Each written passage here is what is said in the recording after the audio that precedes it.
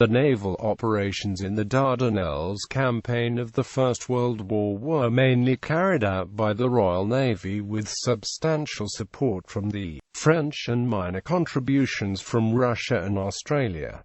The Dardanelles Campaign began as a purely naval operation. When that failed to overcome Ottoman defences, an invasion of the Gallipoli peninsula was launched in which naval forces were heavily involved. Throughout the campaign, attempts were made by submarines to pass through the Dardanelles and disrupt Ottoman Empire shipping in the Sea of Marmara. Prelude. At the outbreak of the First World War, the Ottoman Empire was an unaligned power. While Britain had a long history of interest in the region, Germany had been most active in cultivating a relationship with the Ottomans. At the outbreak of war, the British confiscated 2 battleships constructed for the Ottoman Empire which were still in British shipyards. In response, Germany made a gift of 2 ships, the battlecruiser SMS Goeben and the light cruiser SMS Breslau, as replacements. While still operated by the German crews, these ships, renamed Yavuz Sultan Selim and Midili, respectively, became the backbone of the Ottoman Navy. Through possession of Yavuz Sultan Selim, the Ottoman Empire controlled the most powerful ship in the Black Sea in 1914. Closure of the Dardanelles. In October 1914, the Ottomans closed the Dardanelles to Allied shipping. This followed an incident on the 27th of September, when the British Dardanelles squadron had seized an Ottoman torpedo boat. The actual decision to close the strait seems to have been taken by German military advisors stationed in the Dardanelles without reference to the Ottoman government. On the 28th of October, the Ottoman fleet, led by Yavuz Sultan Selim, began raiding Russian assets in the Black Sea. Odessa and Sevastopol were bombarded, a mine layer and gunboat were sunk. The real aim of the attack, putting the Russian Black Sea fleet out of commission, was not accomplished. Russia declared war on the Ottoman Empire on the 2nd of November, and the British followed suit on the 6th of November. An unsuccessful Ottoman attack on Russia through the Caucasus Mountains was launched in December, leading the Russians to call for aid from Britain in January 1915. Winston Churchill, then First Lord of the Admiralty, had entertained plans of capturing the Dardanelles as early as September 1914. In a New Year review submitted to the Prime Minister H. Asquith, he had outlined 2 possible new fronts against the Germans, intended to break the stalemate and accompanying enormous loss of life which had rapidly set in on the Western Front. The first possibility, which was then his favored option, was an invasion of Schleswig-Holstein by sea, allowing Denmark to join the Allies and give Russia a supply route via the Baltic Sea. The other was an attack on the Dardanelles, which again would give Russia a supply route and might encourage Bulgaria and Romania to join the Allied side. The Russian plea for assistance, coupled with a perception of the Ottoman Empire as a weak enemy, made the prospect of a campaign in the Dardanelles seem appealing. Divided responsibilities. Matters were complicated for Churchill by the choice of First Sea Lord, who was the most senior admiral in charge of running the navy. Churchill had appointed Prince Louis of Battenberg in 1912. He was obliged to replace Battenberg because of public feeling against Germans. Battenberg had become a British citizen when he joined the Navy at the age of 14, but he spoke with a German accent. His choice was to recall the 73-year-old Admiral John Fisher, who had retired as First Sea Lord in 1910.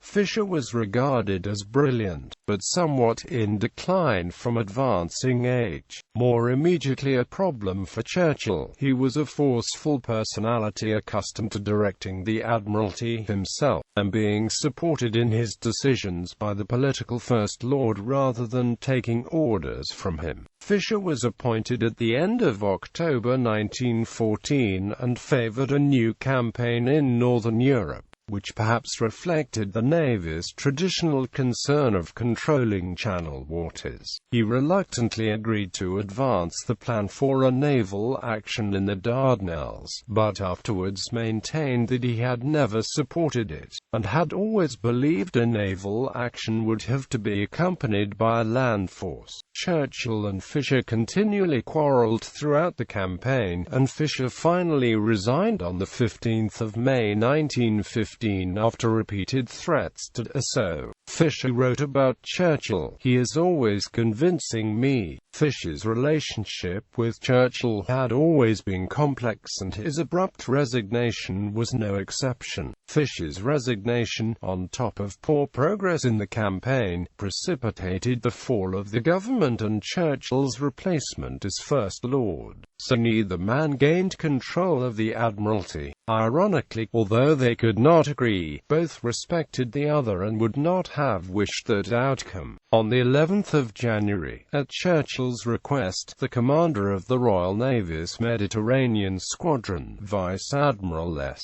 H. Carden, proposed a plan for forcing the Dardanelles using battleships, submarines and minesweepers. On the 13th of February, the British War Council approved the plan, and Carden was supplied with additional pre-dreadnought battleships. The battleship HMS Queen Elizabeth and the battlecruiser HMS Inflexible. France supplied a squadron which included 4 pre-dreadnought battleships, while Russia provided the light cruiser Askol. The operation was originally intended to be purely naval due to a lack of available troops and the independence of Lord of the Admiralty Winston Churchill, but by early February, it was decided that more regular infantry was needed. Contingents of Royal Marines were to be supplemented by the last unallocated regular division, the British 29th Division. It was dispatched to Egypt to join Australian and New Zealand troops which were already undergoing training. At the outset of the operation, the expected role of the infantry was to be the occupation of Constantinople. The taking of the Straits was to be accomplished by the Entente naval forces. Forcing the Straits. On 3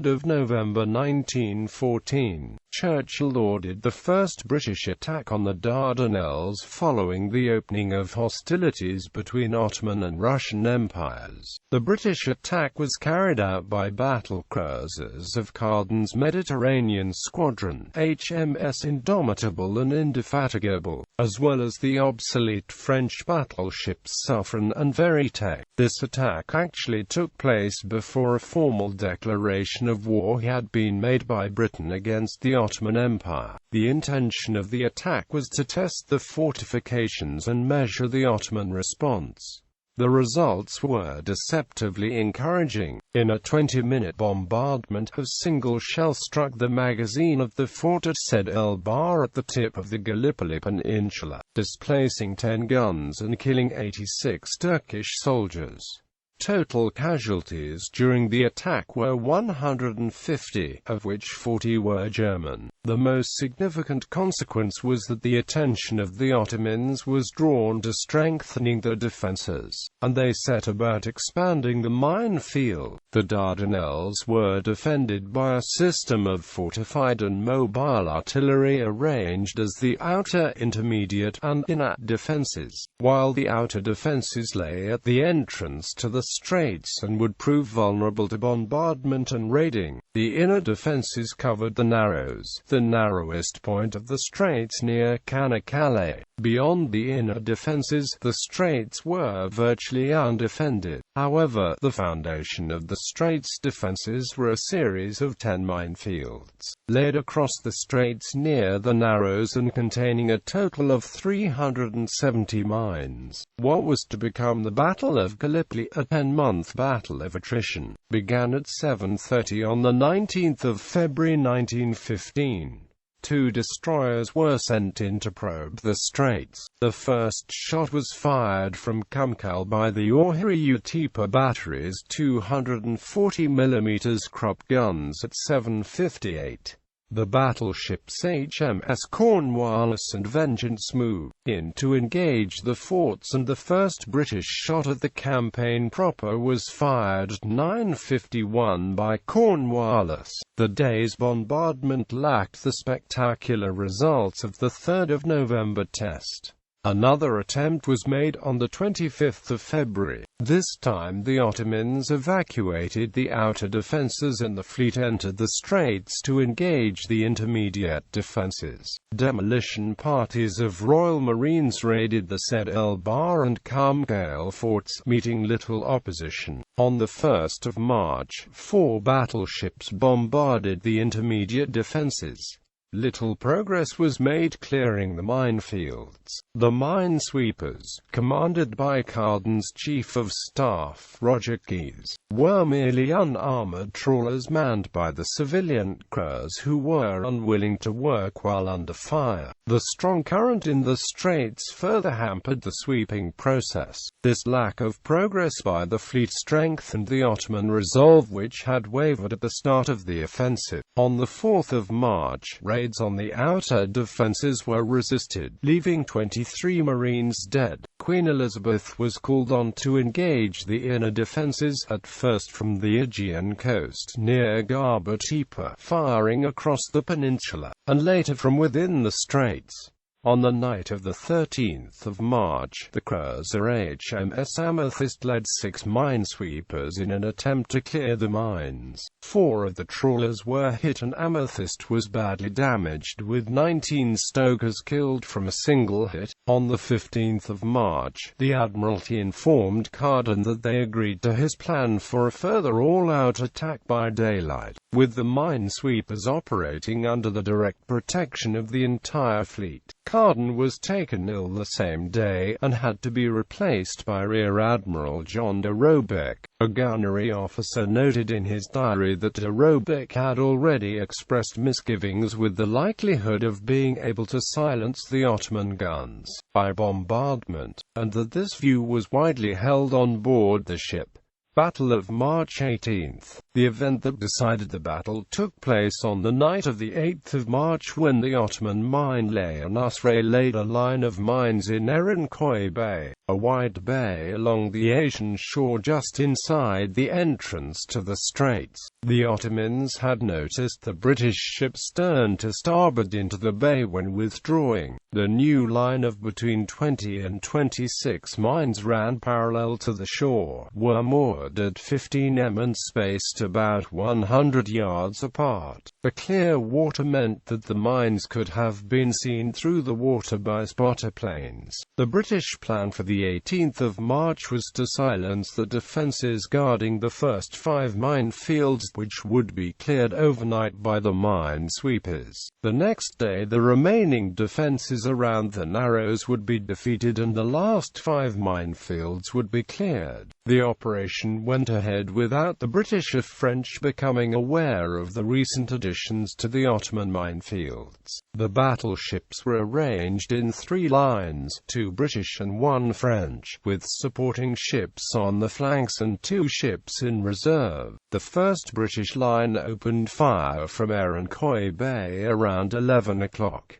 Shortly after noon, de Robeck ordered the French line to pass through and close on the Narrows forts. The Ottoman fire began to take its toll, with Galwa suffering, Agamemnon and Inflexible all suffering hits. While the naval fire had not destroyed the Ottoman batteries, it had succeeded in temporarily reducing their fire. By 1325, the Ottoman defences were mostly silenced, and de Robeck decided to withdraw the French line and bring forward the second British line as well as Swiftsure and Majestic. But the Allied forces had failed to properly reconnoitre the area and sweep it for mines. Aerial reconnaissance by aircraft from the seaplane carrier HMS Ark Royal had discovered a number of mines on the 16th and the 17th of March, but failed to spot the line of mines laid by the Nusra in Erinkoy Bay. On the day of the attack, civilian trawlers sweeping for mines in front of Line A discovered and destroyed 3 mines in an area thought to be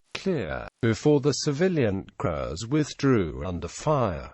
This information was not passed on to de Robeck, and thus the catastrophe began to unfold. At 13:54, Bouvet, having made a turn to starboard into Erinpoy Bay, struck a mine, capsized and sank within a couple of minutes, killing 639 crewmen. The initial British reaction was that a shell had struck her magazine as she had been torpedoed.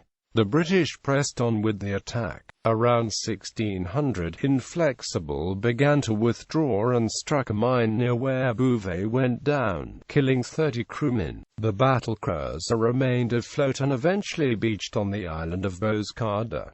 Irresistible was the next to be mined. As she began to drift helplessly, the crew were taken off. De Robeck told Ocean to take Irresistible under tow, but the water was deemed too shallow to make an approach. Finally, at 18:05, Ocean struck a mine which jammed the steering gear, leaving her likewise helpless. The abandoned battleships were still floating when the British withdrew. A destroyer commanded by Commodore Roger Keyes returned later to attempt either to tow away or sink the stricken vessels, but despite searching for 4 hours, there was no sign of them. Keyes reported the fear of the fire was actually the deciding factor of the fortunes of the day. For 5 hours the Ware and Picket boats had experienced quite unperturbed and without any loss. A far more intense fire from them than the sweepers encountered. The latter could not be induced to face it and sweep ahead of the ships in behind. I had the almost indelible impression that we were in the presence of a beaten foe. I thought he was beaten at 2 p.m. I knew he was beaten at 4 p.m. and at midnight I knew with still greater clarity that he was absolutely beaten, and it only remained for us to organize a proper sweeping force and devise some means of dealing with drifting mines to reap the fruits of our efforts. By contrast, Commander Isham Worsley Gibson wrote, "This is just what one might expect, and what we really did more or less."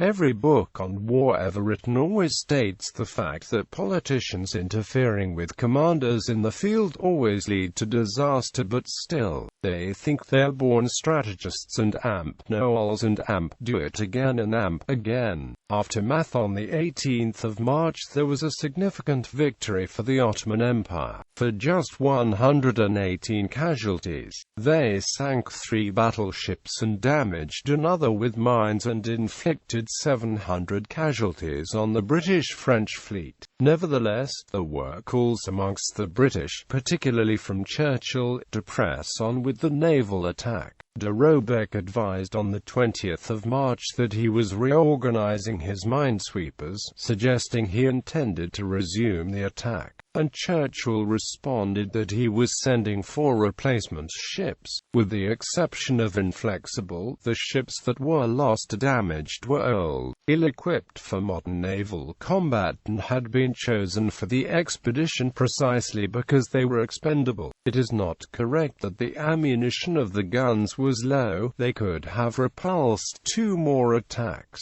However, the crews of the sunken battleships had replaced the civilians on the trawler minesweepers, making them much more willing to keep sweeping under fire, and the fleet had several modern destroyers fitted with 1.5-in minesweeping hawsers that could have handled the task with ease. The U.S. ambassador to Constantinople, Henry Morgenthau, reported that Constantinople expected to be attacked and that the Ottomans felt they could only hold out for a few hours if the attack had resumed. On the 19th, further, he thought that Turkey itself might well disintegrate as a state once the capital fell. The main minefields at the Narrows, over 10 layers deep, were still fully intact. Furthermore, they were very well protected by the smaller shore guns that had not seen any action on the 18th of March. These and other defenses further in the strait had not exhausted their ammunition and resources yet. It was not a given that one more push by the fleet would have resulted in passage to Marmara Sea. Churchill had anticipated losses and considered them a necessary tactical price. In June 1915, he discussed the campaign with the war correspondent Ellis Ashmead Bartlett, who had returned to London to deliver uncensored reports. Ashmead Bartlett was incensed at the loss of ships and lives, but Churchill responded, "That is not the point. They ought to have gone on. What did it matter if more ships were lost?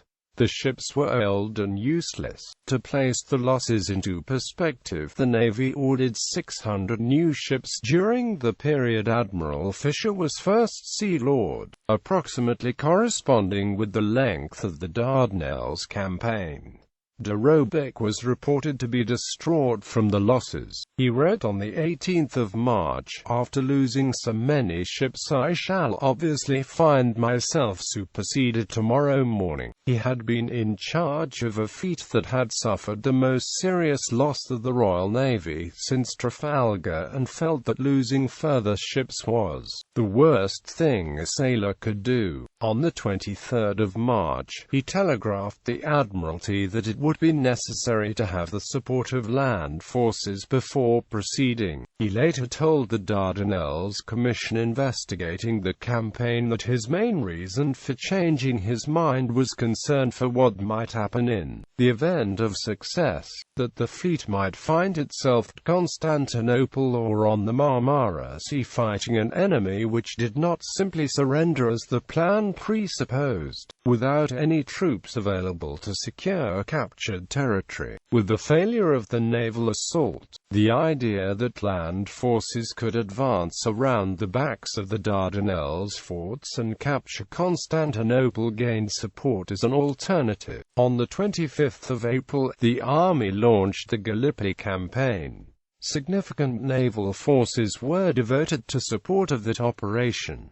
Further attempts, following the unsuccessful results of the land campaign up to May, de Robeck suggested that it might be desirable to again attempt a naval attack. Churchill supported this idea, at least as far as restarting attempts to clear mines, but this was opposed by Fisher and other members of the Admiralty Board. Aside from difficulties in the Dardanelles, they were concerned at the prospect that more ships might have to be diverted away from the Grand Fleet in the North Sea. This disagreement contributed to the final resignation of Fisher, followed by the need for Asquith to seek coalition partners to shore up his government and the consequential dismissal of Churchill also. Further naval attacks were shelved. Keyes remained a firm supporter of naval action, and on the 23rd of September submitted a further proposal to pass through the Dardanelles to de Robeck. De Robeck disliked the plan, but nonetheless passed it to the Admiralty. Risk to ships had increased since March due to the presence of German submarines in the Mediterranean and the Sea of Marmara, where the British ships would be inviting targets if the plan succeeded. On the other hand, minesweeping was now better equipped, and some of the ships had nets and mine bumpers which it was hoped would improve their chances against mines.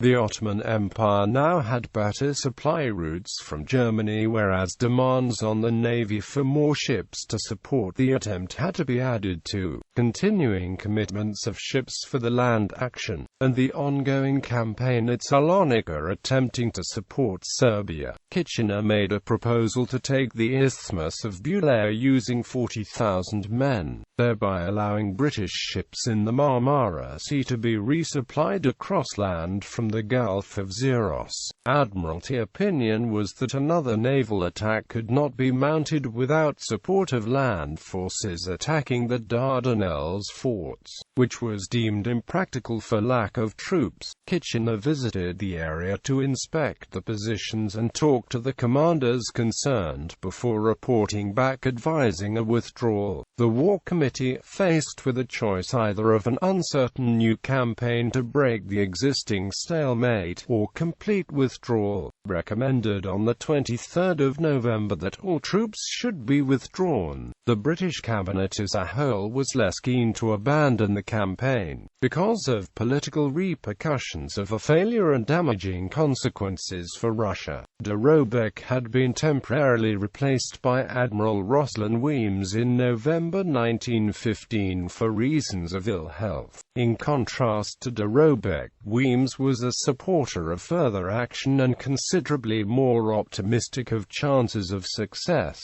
Whereas de Robeck estimated losses at 12 battleships, Weems considered it likely to lose no more than 3. It was suggested that abandoning the action at Salonika, where the troops involved never managed to aid Serbia and did little fighting, could provide the reinforcements, but this was vetoed by the French. Weems continued a campaign promoting the chances of success. He had been present when de Robeck assumed command from Cardin and was more senior, but had been commanding the base at Mudros whereas de Robeck was with the fleet. Churchill had preferentially chosen de Robeck. On the 7th of December, it was decided by Cabinet to abandon the campaign.